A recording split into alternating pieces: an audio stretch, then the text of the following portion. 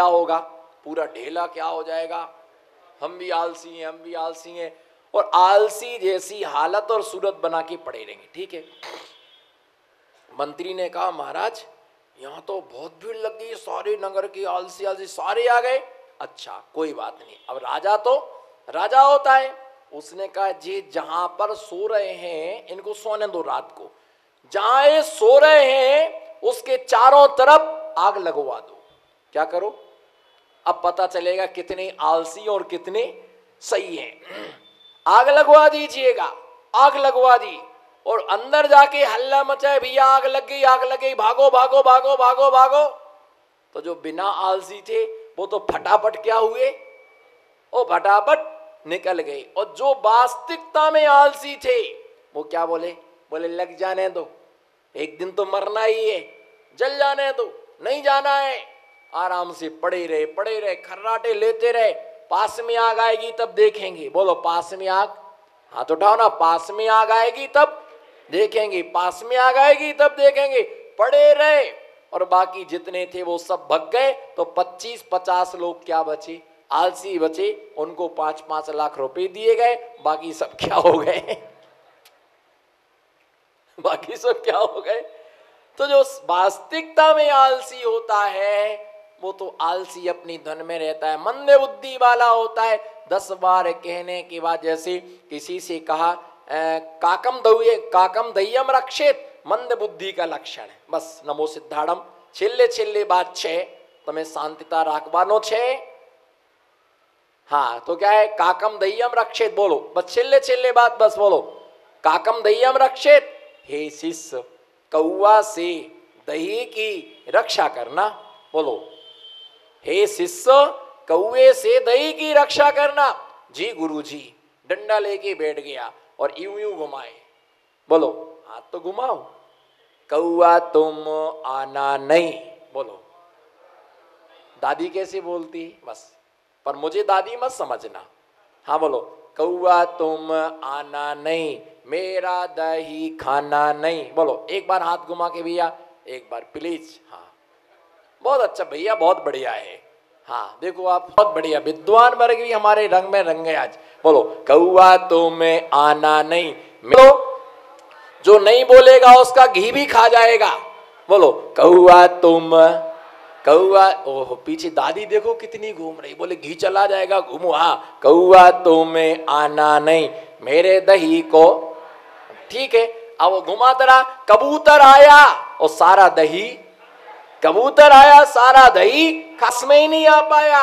हंसो ना, कौवा तो पास में नहीं आ पाया। अरे गया कहां, कबूतर आया, कबूतर को मैंने मना नहीं किया और कौवा को मैंने खाने नहीं दिया। कौवा तुम, एक बार प्लीज हंस के का, ऐसे नहीं, हंस के कस के, कौवा तुम आना नहीं, मेरे दही को।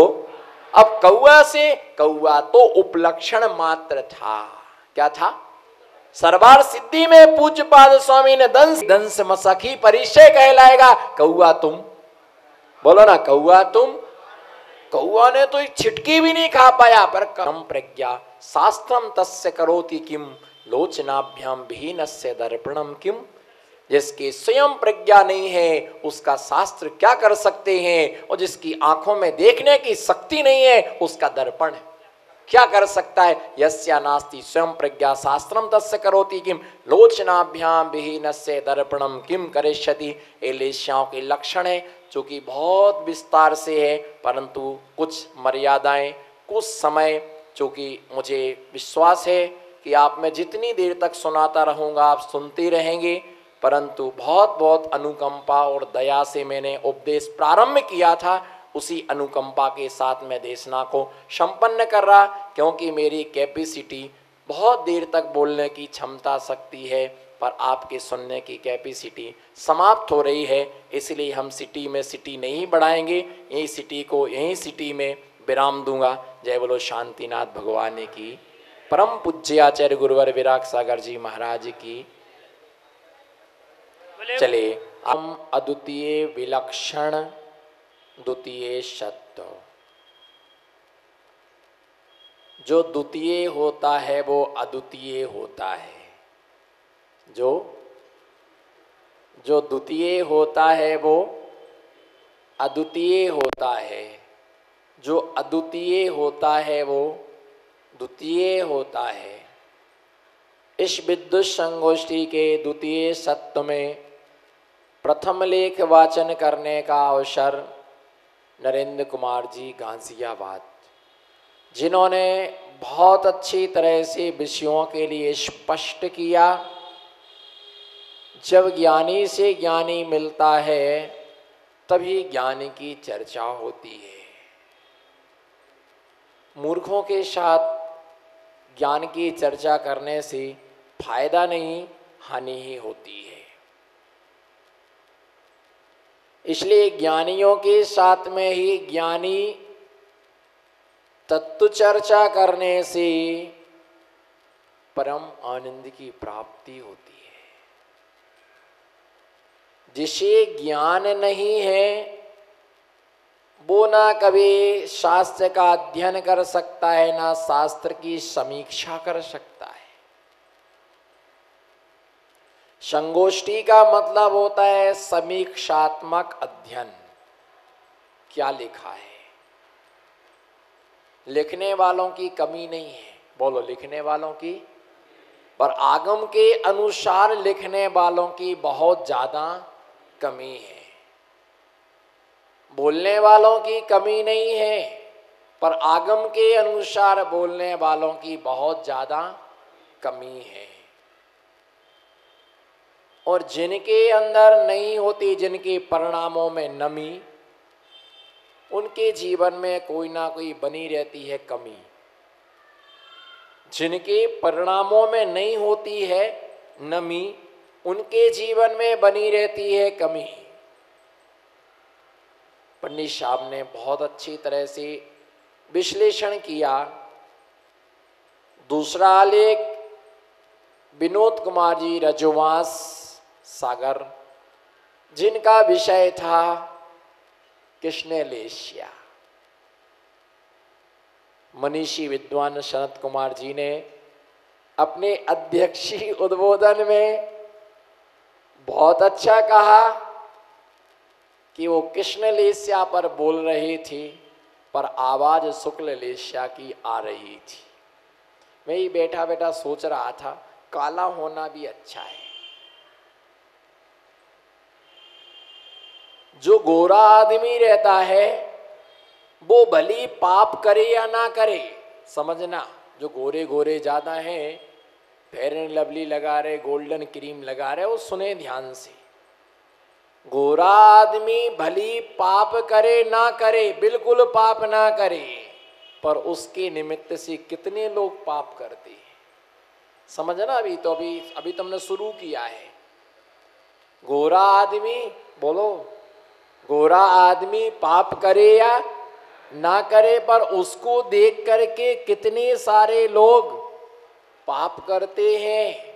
उसके रूप पर, रंग पर मोहित हो करके लोग उसे अपने भोग का विषय बनाते हैं। वासना की शांति उस गोरे आदमी से करना चाहते हैं। एक गोरी कन्या मुझे मिल जाती, एक गोरे लड़के के साथ मेरी शादी हो जाती, कितना आनंद आता, कितना आनंद आता है।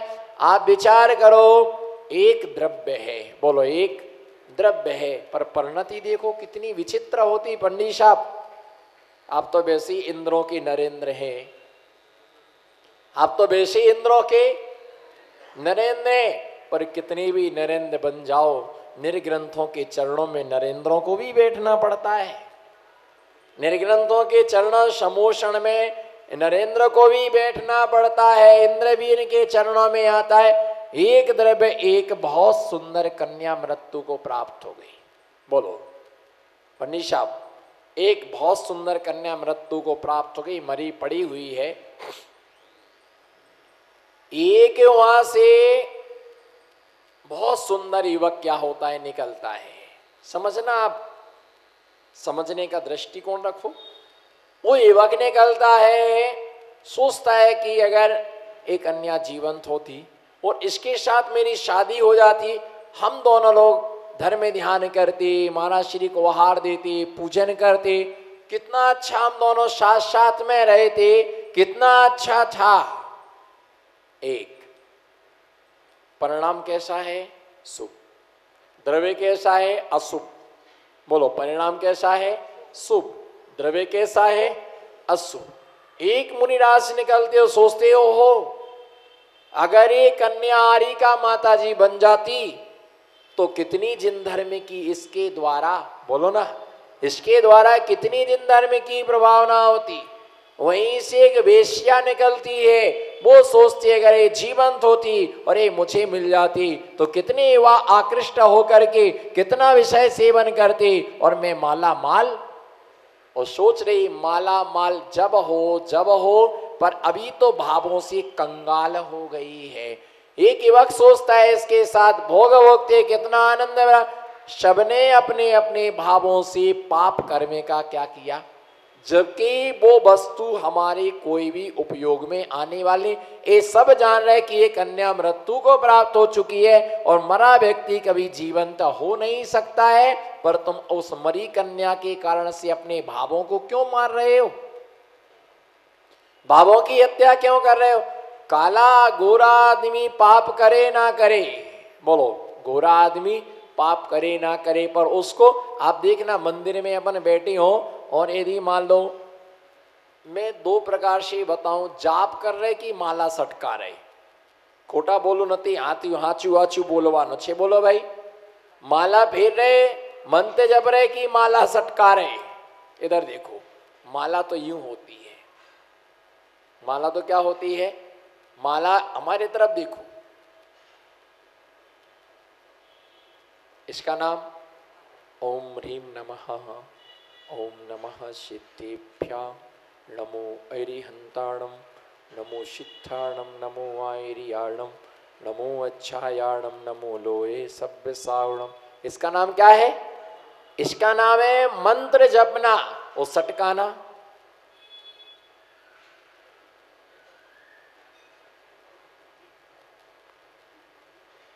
समझ रहे हमारी भाषा? आप क्या बोल रहे? क्या बोला मैंने? बोलो भाई, क्या बोला? कितना मिनट? देखो, ये भी समझ गया, कितना समझदार बच्चा है। ये भी समझ गया कि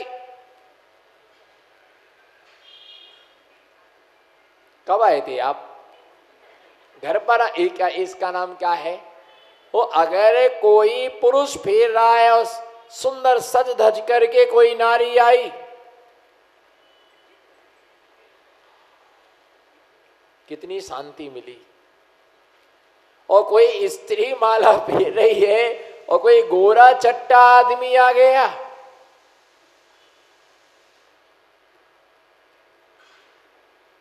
चमार, चमार, चमड़े को देखने वाला चमार,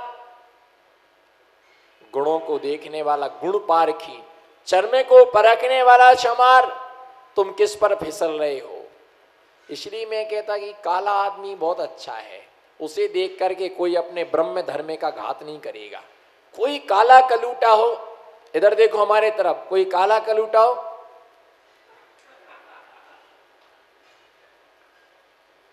उसे देख के कोई अपने ब्रह्म धर्म का घात नहीं करेगा, उसे कोई पसंद नहीं करेगा, उसके लिए भोगने का विचार नहीं करेगा, उसके साथ अपनी वासना की पूर्ति करने का भाव नहीं करेगा। कोई बात नहीं, द्रव्य से कृष्ण लेस्या है, पर भाव से बताओ। शरीर के तो रंग होते हैं, पर आत्मा का रंग बताओ। आत्मा का ना आत्मा लाल है, ना नीली है, ना पीली है।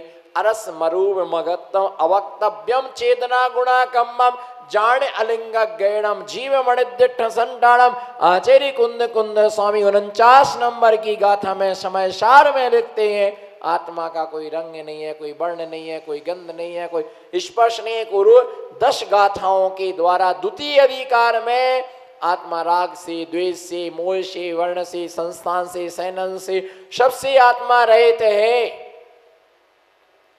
अब यह समय सार सवेरे कोई वक्ता बोले थे, बोले पोथन्ना, पोथन्ना। भैया समय सार इतना बड़ा 414 गाथाएं हैं। कितनी? बोलो कितनी गाथाएं हैं? जोर से बोलो कितनी गाथाएं हैं? हमने आचार्य के आशीर्वाद से 414 गाथाएं याद की, कंठस्थ किया है।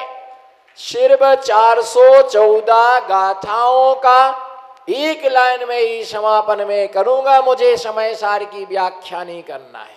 समय सार क्या है पूछो पहले, महाराज श्री समय सार क्या है पूछो धर्मेंद्र जी, समय सार क्या है? बस एक ही लाइन है, पक्का तिखन तो भी बोल जोसो भरनदी समय सारो। गाथा नंबर 144। पक्का तिखन तो ये जोसो भरनदी समय सारो, जो पक्षपात से रहित है। पक्का तिखन तो भी पण जोसो भरनदी समय, जो पक्षपात से रहित है उसका नाम। जो कांच और कंचन में कोई भेद ना समझे, इसी का नाम समय सार, और इसी का नाम है शुक्ल लेस्या। जो कांच और कंचन में, महल और मसान में, महल और मसान में, कांच और कंचन में, मिट्टी और मकरत मणि में जिनको किंचित मात्र भी भेद नहीं है, ऐसी दृष्टि वाले ही निष्पक्ष समय सार के अधिकारी है। पंडित साहब ने बहुत अच्छी बात बोली, बहुत अच्छी बात बोली उन्होंने। सनत कुमार जी ने कहा नहाने वालों को मोक्ष नहीं मिलता है, तो हमने भी नहला पर तुरंत दहला डाला। मंजन करने वाला कभी नित्य निरंजन नहीं बनता है। स्नान करने वाले को मोक्ष नहीं होता है, तो जो करता है मंजन वो कभी नहीं बन सकता नित्य और निरंजन। स्नान जहां एक मूल गुण है, तो अदंत धावन भी एक, अदंत धावन भी एक मूल गुण है। कृष्ण लेस्या के विषय में बहुत सारी चर्चाएं, बहुत सारे प्रश्न उठ रहे थे। कृष्ण लेस्या का लक्षण, चंडुण मुच्चई बेरो भंडन सीलो धर्म दया रहियो दुठुणे वासु लक्षण में तु किर्ण से। कृष्ण लेस्या का लक्षण है। जो गाथा बोली ना मैंने, ये आचार्य का डंडा है हमारे, तमें खबर पड़ी नहीं पड़ी, ये हमारे आचार्य गुरुवर का डंडा है। ये नीरस भोजन है, ये रस परित्याग है। अगर ये कल गाथाएं याद नहीं हुई तो 6 रसों का त्याग करना है, खड़े होकर के याद करना है। गुरु के बिना विद्या की प्राप्ति, आज जो भी आप देख रहे हैं वो मेरा नहीं है, मेरे गुरुदेव का है।